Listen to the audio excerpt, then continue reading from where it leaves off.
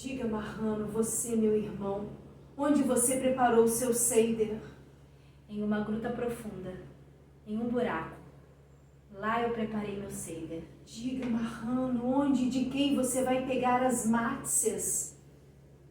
Na caverna, sob a proteção de Deus, minha mulher estendeu a massa.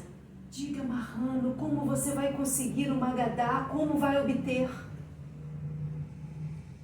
Em uma gruta, em profundas fendas, eu já a escondi há muito tempo.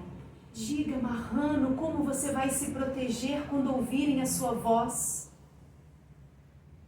Quando o inimigo me encontrar, eu vou lutar cantando.